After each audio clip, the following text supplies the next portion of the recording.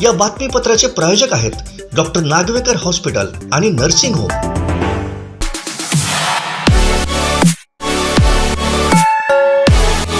नमस्कार, हे आहे कोकणचं नंबर 1 महा चॅनल कोकण सात लाईव्ह आणि आपण पाहताय दुपारच्या टॉप 5 बातम्या।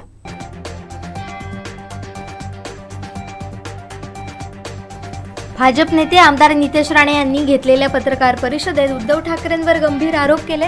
1993 ला दंगली झाल्या आणि 1995 ला सत्ता आली अशी उद्धवजींची धारणा आहे। 2004 ला झालेल्या बैठकीत माजी सरचिटणीस अरुण बेतकेकर उपस्थित होते, ते याबाबत पुष्टी देऊ शकतात। या दंगलीमध्ये उद्धवजी मास्टर माइंड आहेत का याची चौकशी करावी, त्यासाठी नार्को टेस्ट करावी अशी मागणी करत नितेश राणेंनी प्रेसमध्ये हल्लाबोल केला।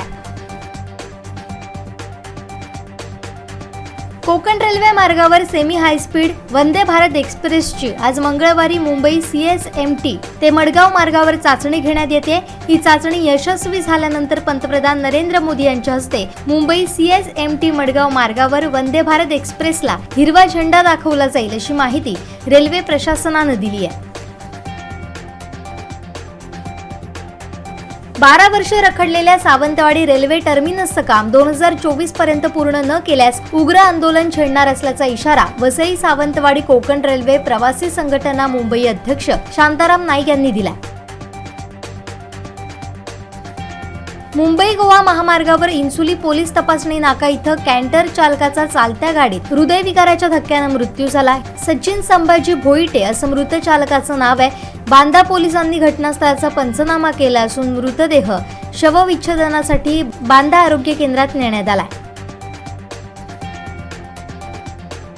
सिंधुदुर्ग जिल्ह्यातील चिपी विमानतळास बॅरिस्टर नाथ पै यांचं नाव देण्यात यावं अशी मागणी खासदार तथा राष्ट्रवादीच्या नेत्या सुप्रिया सुळे यांनी केंद्रीय नागरी उड्डाण मंत्री ज्योतिरादित्य सिंधियांकडे केली आहे।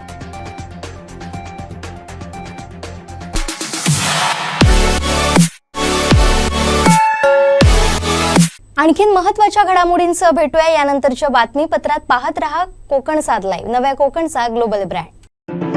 या बातमीपत्राचे प्रायोजक होते डॉक्टर नागवेकर हॉस्पिटल आणि नर्सिंग होम। आमचे दिवसभरातले सर्व अपडेट्स, ताज्या घडामोडी आणि थेट लाईव्ह पाहण्यासाठी सबस्क्राइब करा, लाईक करा कोकणचं नंबर 1 महा चॅनल कोकण सात लाईव्हचं YouTube चॅनल।